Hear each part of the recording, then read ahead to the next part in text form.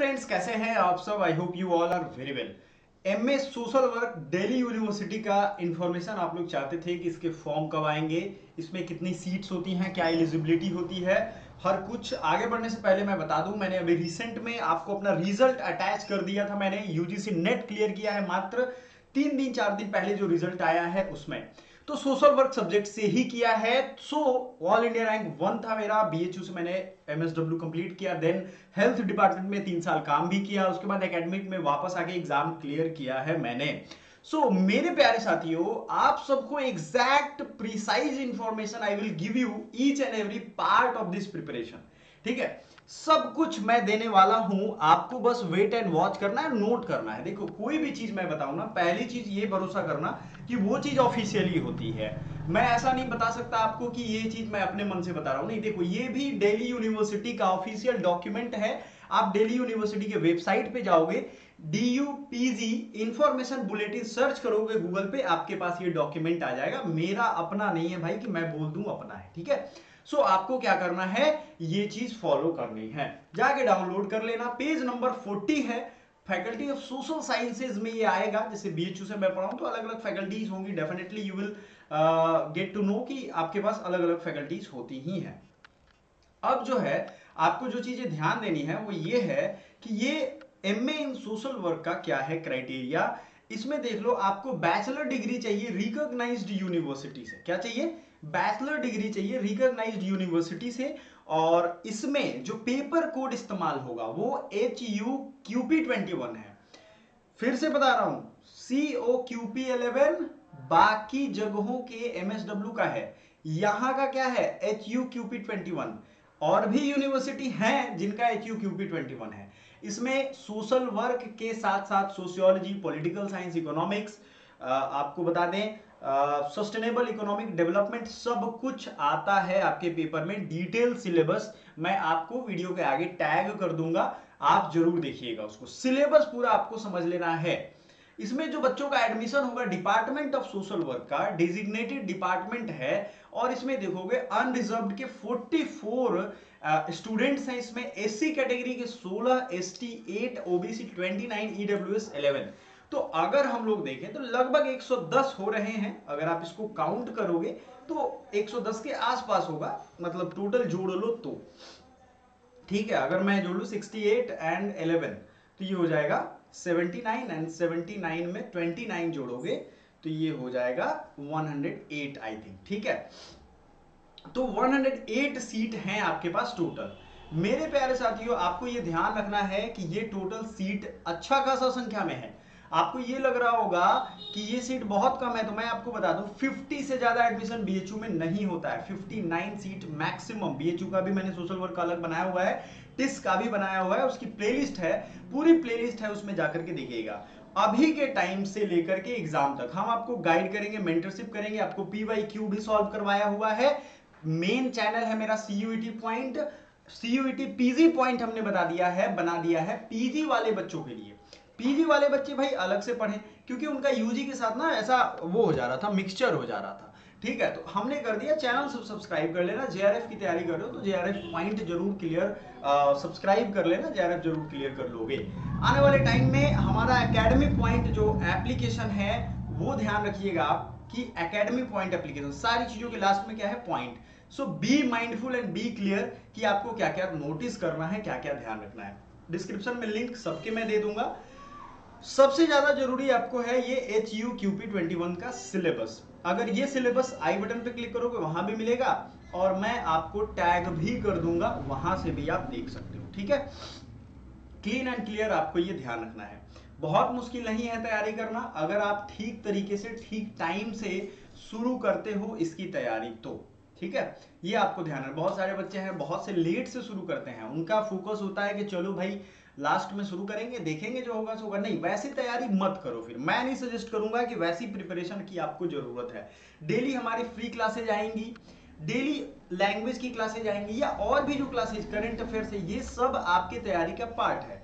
तो वो आपको वो सारा कुछ करना पड़ेगा जो हम आपको गाइड करेंगे। आपने देखा होगा Tata Institute of Social Sciences, TISS के बच्चे जो हैं वो सबसे ज्यादा प्लेसमेंट पाते हैं। मतलब उनके 16 लाख, 20 लाख, 25 लाख आराम से। देखो, अगर आपको प्लेसमेंट अच्छा चाहिए तो जिंदगी में स्किल बढ़िया होना चाहिए आपके पास। स्किल सेट समझ रहे हो, आपको इंग्लिश बोलनी अच्छी आनी चाहिए, आपकी कम्युनिकेशन, बोलना और कम्युनिकेट करने में अंतर होता है। कम्युनिकेशन दोनों साइड से होता है, ठीक है। बोलना मतलब हम ही बोले जा रहे हैं, जैसे घर में माँ का होता है, वो सिर्फ अपना बोले जाते हैं, वो कम्युनिकेट करना नहीं पसंद करती है। एक एग्जाम्पल दे रहा हूँ तो, बट माँ तो माँ होती है, ठीक है। ये ध्यान रखना कि माँ बाप की इज्जत सबसे पहले और सबसे ज्यादा जरूरी है अपने इस दुनिया में।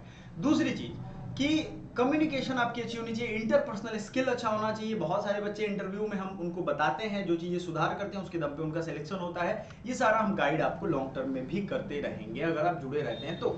सो वैल्यूएशन अपने लाइफ का बढ़ाना है, आपको कंप्यूटर बेसिक्स आनी चाहिए।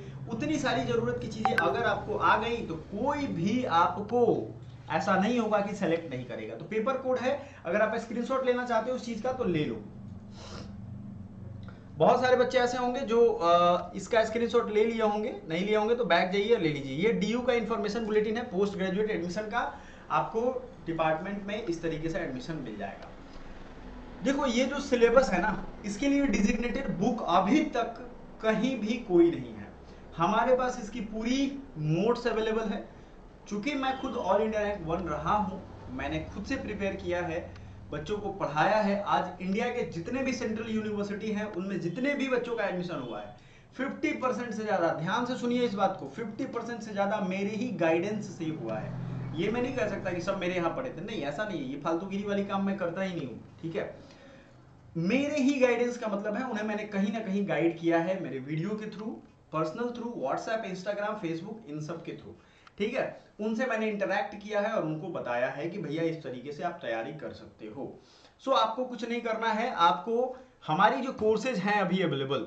सो दिवाली और ये छठ पूजा का जो मौसम है ना, चूंकि मैं खुद बिहार से हूं, तो मैं ये मान के चलता हूं कि आप सभी को इसके बीच में बहुत सा अच्छा ऑफर देना चाहिए, ठीक है। और ये ऑफर अवेलेबल है, अगर आप ज्वाइन करना चाहो तो अभी आप हमारा कोर्स ज्वाइन कर सकते हो। बहुत ही ज्यादा प्राइस नहीं है, आप बहुत मिनिमम प्राइस में 2500 के आसपास होगा, आप हमारी कोर्स ज्वाइन कर सकते हो। आपको बहुत ही ज्यादा उसकी वैल्यूएशन मिलेगी, आपकी डेली क्लासेस मिलेंगी जिसमें आप लाइव कॉल कनेक्ट कर सकते हो। ये एक बहुत बड़ा चैलेंज है आज के लाइव क्लासेस में, बच्चे सिर्फ चैट कर सकते हैं, नहीं, वो इंटरफेस हमारा नहीं है। हमारा इंटरफेस है जिसमें आप कॉल कनेक्ट कर सकते हो, टीचर से डायरेक्टली कॉल कनेक्ट करके पूछ सकते हो कि सर ये चीजें ऐसी हैं, आप हमें बता दो, फिर से समझा दो, हमें नहीं समझ आया, ठीक है। तो आप वहां समझ सकते हो। क्लियर है ये चीज दिमाग में नहीं पाल के रखना है कि ऑनलाइन खराब है। देखो ऑनलाइन तब खराब है जब दिन भर आप मोबाइल चलाओ। मैं भी जिस दिन दिन भर मोबाइल चलाने में लग जाता हूं उस दिन सारा काम खत्म हो जाता है। 2 घंटे आप अगर मोबाइल से ऑनलाइन पढ़ लेते हो ना तो आपकी जिंदगी बन जाएगी, लेकिन 12 घंटे आप मोबाइल हाथ में रखोगे, इधर बात करोगे, उधर रील्स देखोगे, रील देख देख के रियल लाइफ खराब हो जाती है। ये सच्चाई है, लेकिन ये कब पता चलेगा? जब लाइफ खराब हो जाएगी।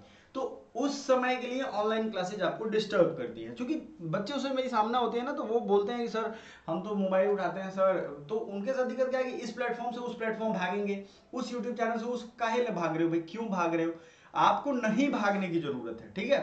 First of all you have to concentrate and focus yourself कि भाई हमें यही पढ़ना है, ठीक है। वो टीचर अच्छा नहीं पढ़ा रहा है, हो सकता है बहुत सारे टीचर हैं उनकी आपको कोई चीजें पसंद नहीं आई तो फीडबैक दे दो। मैं बाकियों की बात कर रहा हूं, अगर मेरे से भी कुछ प्रॉब्लम होती है फीडबैक दे दो कि सर ये आपने ठीक नहीं पढ़ाया है या ये कॉन्सेप्ट समझ नहीं आ रहा है, तो हमें लगेगा हाँ चलो बच्चा सुन तो रहा है एटलीस्ट।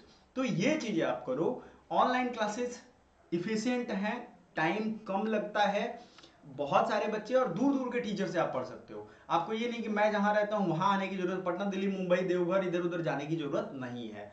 समझ में आ गया? तो डीयू वाले बच्चों के लिए खास करके ये पेपर कोड का सिलेबस मैं अटैच कर दूंगा, जरूर देखिएगा। हेलो फ्रेंड्स, कैसे हैं आप सब? सोशल वर्क के आज सिलेबस के बारे में हम डिस्कस करेंगे जो कि HUQP21 है। ध्यान दीजिएगा, सोशल वर्क का एक और सिलेबस है COQP11, उसको हमने अलग वीडियो में डिस्कस किया हुआ है, आई बटन पे दे देंगे, जरूर देखना। ये जो सिलेबस है ये सोशल वर्क का सिलेबस है HUQP21। ये किस में वैलिड है? DU सोशल वर्क में ये मांगा जाता है। साथ ही साथ जो Tata Institute of social science का तुलपुर कैंपस है या तुलापुर कैंपस जो है, उसमें आपको ये रूरल डेवलपमेंट MSW में मांगा जाता है। और भी कोर्सेज में है, और भी सेंटर्स पे है, और भी कॉलेजों में है जहां पे ये मांगा जाता है। सो हम देख लेते हैं आज सिलेबस कंप्लीट, आपको समझाएंगे सिलेबस में क्या है और इसकी तैयारी आप कैसे कर सकते हो, इस वीडियो के आखिरी में आपको पता चलेगा। सो पहला जो है सोशल कॉन्सेप्ट है, इसमें family, marriage, neighbourhood, community, organisation, culture, इनके कॉन्सेप्ट पढ़ने। देखो ध्यान से यहां देखोगे, कॉन्सेप्चुअल क्लैरिटी आपको चाहिए, caste, clan, value, culture, traditions, practices, norms, lifestyle, health, socialisation and needs. जो मैस्लो का हायरार्की ऑफ नीड्स है वो यहाँ आपको पढ़ना पड़ेगा, उसको याद करना पड़ेगा, उसको समझना पड़ेगा, अब्राहम मैस्लो के बारे में। तो आपको ये समझना चाहिए कि ये छोटा सिलेबस नहीं है, एक एक पॉइंट, एक एक यूनिट को हम कवर करते चलेंगे। नेक्स्ट है आपका unit 2, economic concepts, economy, market, production, distribution. अब देखो इकोनॉमी में आपके मार्केट तो है ही, प्रोडक्शन और डिस्ट्रीब्यूशन अगर कम हो जाए, सप्लाई और डिमांड गड़बड़ हुई तो आपका सारा खेला इकोनॉमी का खराब हो जाता है। फिर लेबर के कॉन्सेप्ट को समझेंगे, इकोनॉमिक एक्सपेंडिचर, इससे रिलेटेड कुछ ग्राफ होगा वो हम अपने क्लासेस में देखेंगे। ग्लोबलाइजेशन, प्राइवेटाइजेशन, लिबरलाइजेशन, जो 1991 का रिफॉर्म है, एलपीजी रिफॉर्म जिसे कहते हैं, वो हम यहाँ पढ़ेंगे। इसका क्या प्रभाव पड़ा इंडिया पे ये भी आपको पता है, आज जो आप इंडिया देख रहे हो उसी का नतीजा है। इंडस्ट्रियलाइजेशन की अगर हम बात करें, इंडस्ट्री हमारा जो है ये कितना इंपॉर्टेंट है, कौन से फेज में, हम आप कमेंट करके बताना है कौन से फेज इंडस्ट्रियल मतलब इंडस्ट्रियलाइजेशन का कौन सा फेज है ये। नेक्स्ट है पॉलिटिकल कॉन्सेप्ट, पॉलिटिक्स, डेमोक्रेसी। देखो पॉलिटिक्स में मैं सीधा कहता हूं, आपको बेसिक कॉन्सेप्ट अगर क्लियर होंगे तो ये पार्ट हो जाएगा, जिसमें पॉलिटिक्स क्या है, डेमोक्रेसी क्या है, डिसेंट्रलाइजेशन क्या है, पंचायत, लेजिस्लेचर, एग्जीक्यूटिव, जुडिशियरी मतलब पार्लियामेंट, जो सुप्रीम कोर्ट है, हाई कोर्ट है, human rights, social justice, freedom, liberty and fundamental rights, ये सब कुछ, राइट एंड ड्यूटी दोनों पढ़ना है आपको। जुड़े हुए आर्टिकल्स को एकदम याद करना पड़ेगा, क्लियरली ये रहना। पॉलिटिक्स या पॉलिटिकल साइंस में जो भी इस कॉन्सेप्ट दिए हैं ना, इसके आर्टिकल्स होंगे तो आर्टिकल याद करना होगा, कॉन्सेप्ट होगा तो कॉन्सेप्ट याद करना होगा। अगला है साइकोलॉजिकल कॉन्सेप्ट। इसको अगर हम देखें तो साइकोलॉजिकल कॉन्सेप्ट ये सबसे ज्यादा टफ लगता है बच्चों को, क्योंकि देखो इसमें इंडिविजुअल का कॉन्सेप्ट है, अभी तो कुछ लोग कुछ भी नहीं जानते हैं इसके बारे में। तो इंडिविजुअल, फिर सेल्फ, फिर behaviour, mental function, attitude, emotions, belief, self esteem, intelligence, ये सब आपके लिए जरूरी हो जाता है, ठीक है। अगला देख लेते हैं unit 5, environmental concept, environment, atmosphere, pollution, air, ये कंप्लीटली आपको, चूंकि अभी का जो रेलेवेंट हमारा इन्वायरमेंट है उसके लिए नॉलेज ये बहुत जरूरी है। एयर पोल्यूशन, वाटर, किसमें PM 2.5 होगा तो क्या होगा, मतलब सल्फर डाइऑक्साइड होता है कि नहीं, CH4, हर कुछ, मीथेन हो रहा है कि नहीं, ग्रीन हाउस गैस में, कौन सा गैस किसमें इंक्लूड होता है ये आपको जानना है। फॉग क्या होता है, स्मॉग क्या होता है, ये सब इसी में पूछा गया है। Water, soil, forest and disaster, ये सबसे सवाल पूछा गया है। नेशनल डिजास्टर मैनेजमेंट एक्ट कब आया, कब उसमें संशोधन हुआ, ये सब पूछे गए हैं ना, तो आपको ध्यान रखना है। आगे बढ़ते हैं लीगल कॉन्सेप्ट में। देखो लीगल और पॉलिटिकल कॉन्सेप्ट अलग है दोनों। तो लीगल कॉन्सेप्ट में अगर हम बात करें, कॉन्स्टिट्यूशनल लॉ, पिटीशन, लिटिगेशन, ये वो काम है जो मतलब लीगल रूप से आपके जानना चाहिए एक सोशल वर्कर को, क्योंकि उसे FIR कराना होता है, FIR में समझ में आनी चाहिए, लिटिगेशन करना होता है, कई बार पिटीशन डालने पड़ते हैं, तो ये सब चीजें आपके लिए जरूरी है। सोशल रिफॉर्म और सोशल रिफॉर्मर्स, एक चीज का क्लियरली ध्यान रखिएगा, सोशल रिफॉर्म जो होता है आपका, उसमें मूवमेंट की जरूरी होती है। शुरू होता है राजा राम मोहन रॉय से और ये आपका चलेगा, गुरु नानक, कबीर, बासवेश्वर के बारे में पढ़ना है, राजा राम मोहन रॉय के बारे में पढ़ना है, स्वामी विवेकानंद के बारे में पढ़ना है, DS कर्वे के बारे में भी पढ़ना है। फ्रीडम मूवमेंट में अगर हम देखें तो देखो ये आपका सीधे लिख दिया है गांधी, सुभाष चंद्र बोस, लेकिन ये मॉडर्न हिस्ट्री का पार्ट है, तो आप देख लो टोटल सिलेबस कितना टफ है। सो DU MSW या इस पेपर कोड की अगर आप तैयारी कर रहे हो तो हमारा कोर्सेज अवेलेबल है, डिस्क्रिप्शन में हमारा लिंक है, डायरेक्ट व्हाट्सएप नंबर है। कोर्सेज के लिए, सिर्फ क्वेरी के लिए अगर आपको चाहिए, बहुत अफोर्डेबल प्राइसेस पे आपको आराम से मिल जाएगा, आपके हर महीने के पॉकेट मनी से भी कम है, घर बैठे आराम से आप पढ़ सकते हो। कोई ज्यादा नहीं, 1000 से ज्यादा बच्चे, स्टूडेंट जो अभी तक हैं, 5 साल से ज्यादा हो गए हमें, और वो एडमिशन ले चुके हैं इंडिया भर के कोने कोने में, डिफरेंट यूनिवर्सिटीज में। सो आप भी इसको जरूर ट्राई करना, मेरे हिसाब से आपके लिए अगर अफोर्डेबल हो तो जरूर ज्वाइन करो। अगर आप खुद से तैयारी कर ले तो वेल, आप आराम से करो, कोई दिक्कत नहीं। अम्बेडकर, मेधा पाटेकर, अन्ना हजारे, अरुणा रॉय, ये अभी के सोशल मूवमेंट रिफॉर्मर मूवमेंट को लीड करने वाले लोग हैं। अगला देख लेते हैं NGO एंड कॉर्पोरेट के बारे में भी हमें पढ़ना है। यूनिट 8 की बात करें, social change and social transformation, इसके बड़े बड़े कॉन्सेप्ट्स हैं जो कि आपको social change and social transformation पढ़ना है। हमारा सोसाइटी कैसे ट्रांसफॉर्म हो रहा है, हमारा सोशल चेंज डायनेमिक्स जो है वो कैसे बदल रहा है, क्या हमारा सोसाइटी ऐसे ही था, किस तरीके से इसमें चेंज आ रहा है, क्या इसकी थ्योरीज हैं, कौन कौन से इसमें थ्योरेटिकल पर्सपेक्टिव आपको देखने हैं, ये सब आपको यहाँ देखना है। ठीक है, इसमें दोनों का डिफिनीशन से लेकर के और थ्योरीज भी पढ़ेंगे। सस्टेनेबल टेक्नोलॉजी की अगर हम बात करें, forms of sustainable technology, solar, wind, biogas.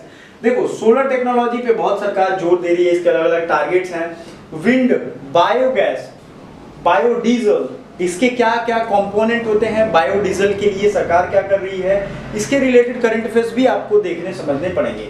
Pollution control through technologies, कौन कौन से टेक्नोलॉजी जो हैं, जैसे स्क्रबर होता है, चिमनीज में आपने सुना होगा स्क्रबर्स का यूज होता है, वहां पे चिमनीज के जो धुएं निकलते हैं वहां पे उसको एब्जॉर्ब करने के लिए एब्जॉर्बर लगाते हैं, स्क्रबर होते हैं जो पॉल्यूशन एनवायरनमेंट में कम जाए, इसके लिए वो यूज किया जाता है। तो टोटल ये सिलेबस हमने आपको पूरा का पूरा समझा दिया। यहाँ एक चीज ध्यान दीजिएगा, ये 9 यूनिट्स हैं और 9 यूनिट्स का इक्वल वेटेज है। ठीक है, तो क्वेश्चन पेपर जो है ये तो आपको 75 दिख ही रहा है। All the question paper subject specific knowledge है, ऐसा नहीं है कि ये जनरल नॉलेज से हो जाएगा, इसमें सब्जेक्ट स्पेसिफिक नॉलेज मांग रहा है। आगे देख लेते हैं, ऑल क्वेश्चंस आर कंपल्सरी, आपको हर क्वेश्चन करना है, ये बाइलिंगुअल होने वाले हैं और ये पेपर कोड बाइलिंगुअल मतलब हिंदी और इंग्लिश दोनों होगा, लेकिन दोनों में कंफ्यूजन होगा तो एग्जाम में क्लियर इंस्ट्रक्शन दिए रहते हैं कि अगर कंफ्यूजन होने के बाद आपको इंग्लिश वाला जो है वो एप्रोप्रिएट माना जाएगा। अब सवाल ये उठता है कि आपको इसको क्रैक करना है तो इतने डाइवर्स, इतने डायनेमिक सिलेबस को आप कवर कैसे करोगे? तो सिंपल सा लॉजिक है, इसके अलग अलग एनसीईआरटी के सिलेबस हैं, कहीं कहीं आपको एक जगह कहीं भी नहीं मिलेगा। आपको अगर ये एक जगह चाहिए तो हमारा इसका स्टडी मटेरियल भी है, वो भी ले सकते हो, कोर्स भी है, दोनों आप ले सकते हो।